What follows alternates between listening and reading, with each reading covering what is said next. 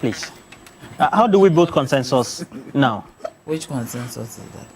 Consensus is needed because at the end of the day, the ruling has been made or the judgment. And so we need the parliamentarians back. Government needs to look at its urgent business. The number of items before Parliament. Let me say good morning to you and good morning to my sisters and my auntie. And good morning to my brother, Dr. Yaa Jantuah. PY, how are you? And my brother, Kwame Jantuah. What consensus are you talking about? The MPP, they asked for the reopening of Parliament using the Constitution. I believe right now the Constitution is even tired. How tired? We are just going backwards and forwards about what is in clear language. They asked for a reopening of Parliament, isn't it? Good. The NDC came, but they did not come to the chamber. They walked out because they said they were supposed to sit in a certain place, and spiritually it was wrong for them to sit in the other place. You see, in this Parliament, I'll say it and I'll reiterate it and I'll say it again, there's no majority. It is 137 plus 1. There's a majority side. Where is the majority side? There is a government side and there's an opposition side. From the very beginning, it was an error for the speaker to allow the independent candidate to stay with them to be majority. An error? Yes, but he said he bent backwards. He bent backwards so that government business will thrive. Because you see, Roland, if I ask for 2 dogs and you bring me a dog and a monkey, have you brought me 2 dogs? Well, dogs and monkeys got to do with it. That is what I am saying, that independent and party are not the same. If somebody is independent, another person is from another party, they are not the same. So they cannot add on. Their DNA is not the same. They cannot add on. Do you get me? They cannot add on. They can only do business. A dog and a monkey can play around, but they are not the same. They cannot mate to bring out a produce.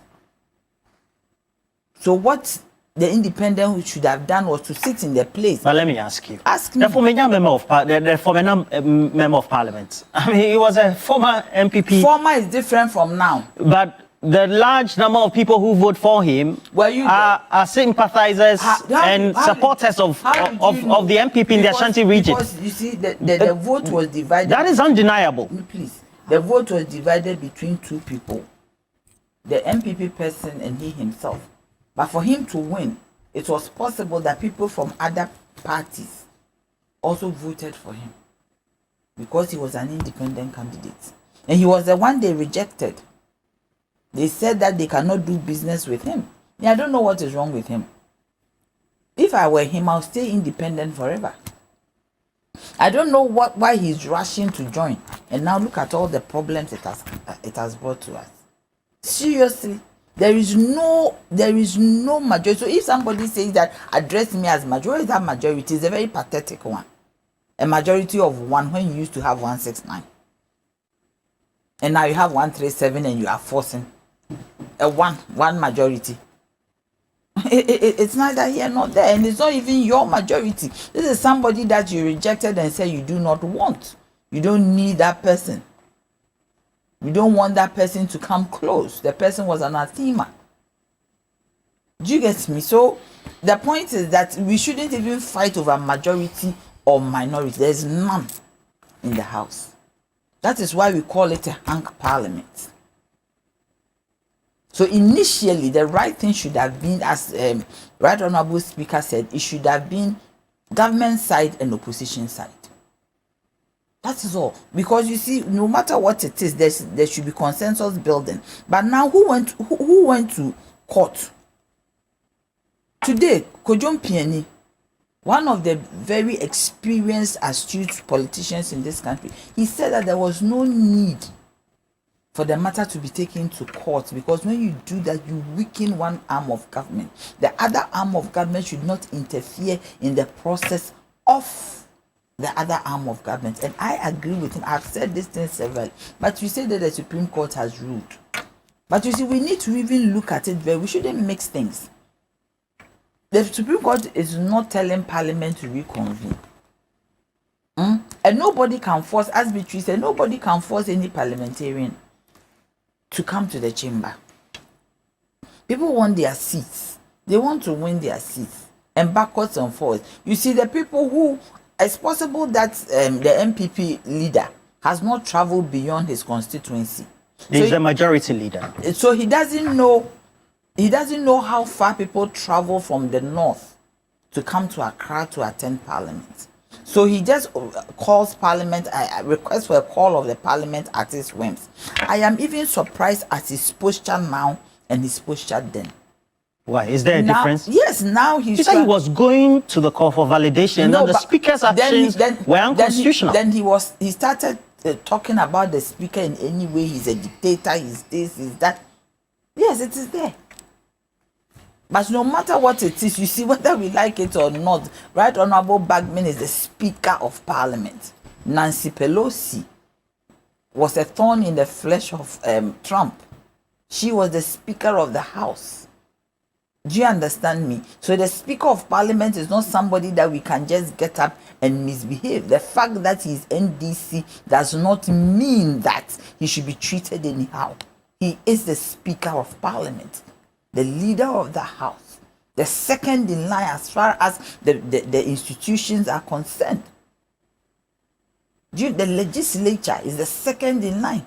The executive, the legislature, and the judiciary. So you're saying that if, let's say, NDC should not mass up numbers to the House, it's legitimate?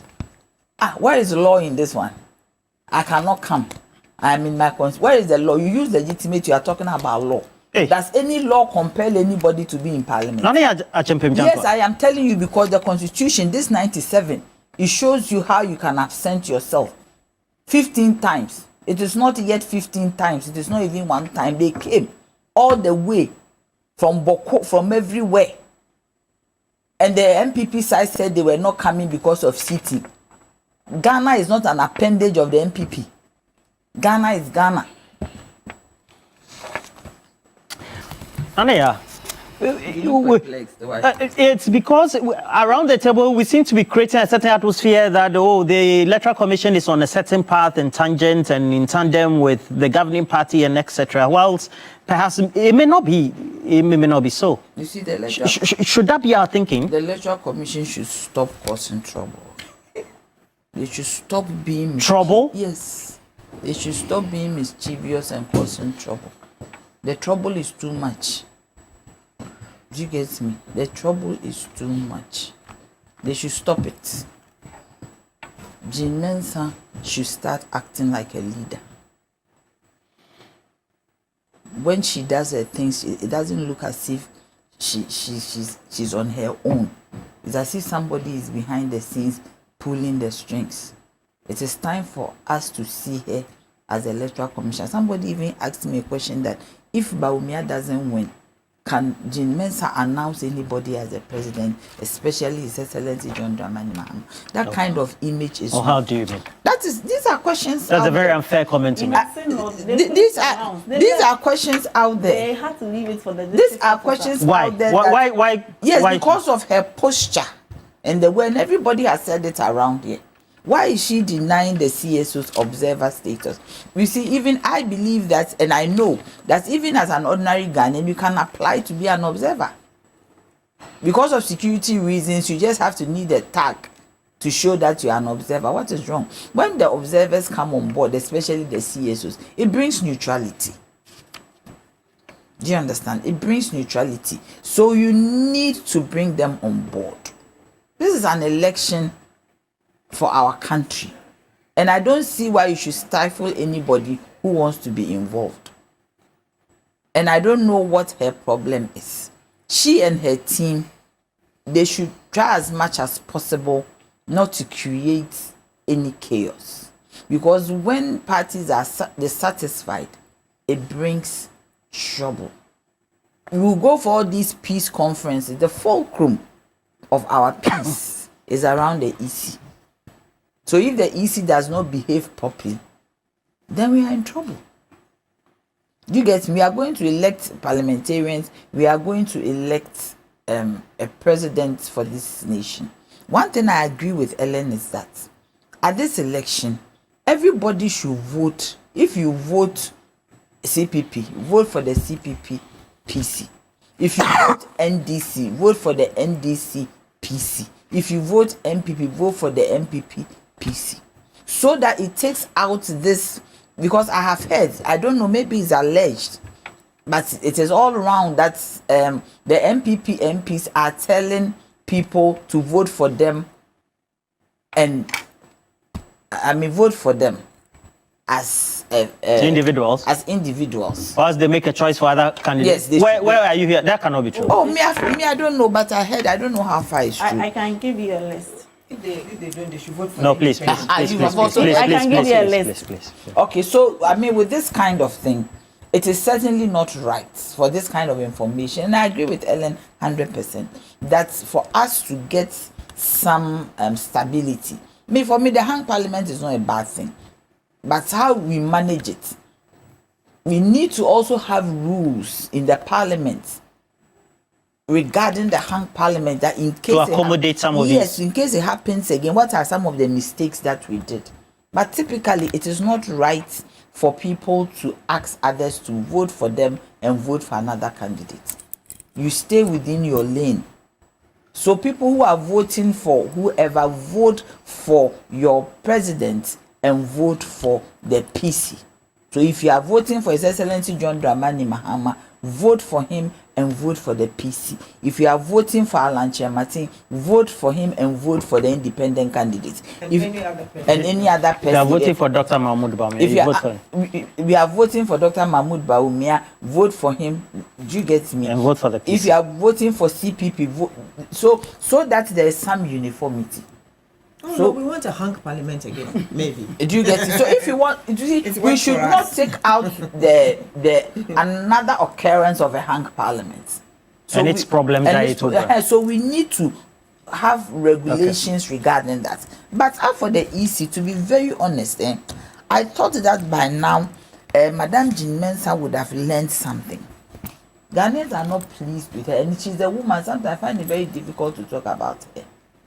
But there's also issue as if somebody is pushing her. Sometimes she looks very sad, very as if she's vulnerable. Sometimes she looks like she doesn't want to understand, very, very stringent, very hard. But whatever it is, the changes in moods, I don't know what it means. Sometimes she comes out as very angry. But whatever it is, she should understand that she has a lot on her head. For this country to come together, she at this moment, for you see Ghanaians, if you finish your 8 years, they say that is democracy. When you go, you take the trotros and the taxis, they will tell you that, madam, for us 8 years we are finished. Whether you do well or you don't do well, we are done. The voters determine that. These are the it's voters. not trotro people. They are the voters. The people in the trotro, who are they? The people, I'm asking you, the people sitting in the trotro, who are they? They are the real voters. And I am saying that on that day, everybody should get up in the morning as early as it is to go and vote. You see, that day, nobody, I've said it, nobody can stay the execution of our camps to vote against the MPP. Nobody can do that. Not the EC. But all of us should be vigilant to ensure. I am saying that, Lucy, for instance, the breakdown, we need it. We need the statistics. For me to know that my Asokwa constituency has 200 people on the poll. And so if somebody is monitoring, you will know that maybe 150 people voted. We should also have manual tallying. The agents should take A4 sheets. They do their tallying, but they should have people, even the observers, they should be useful. You don't just go around and leave. We should distribute ourselves. Me, I want to be an observer. I'm going to EC to tell them that I'll be an observer. And we should pick a white sheet. As the people are voting, you should be diligent and counting. 5 people vote, you do your 5 and you cross. So that at the end of the day, you know that The register of 200 people, 150 voted, so nobody can come and We are doing you are encouraging people to flood the polling area. It is not flood, but when the counting is going on, people are there to observe. All right. And you can be within a certain perimeter. Okay. And you'll be observing. You cannot say that. That one is acceptable. Yes, we cannot leave it like that for people to do what they want. No. Okay. Minute for you, Nania. You should see how Roland is moving as fast. Meanwhile, So we are can't even 4 think. plus another person We can't 5. even I couldn't think. even conclude. You have Going to fast rush. with that person at this time. To clarify. And we don't want that person. So This give is us for us. time. Give us our time. Because we there beg is you. so much to say to this EC and the people of Ghana.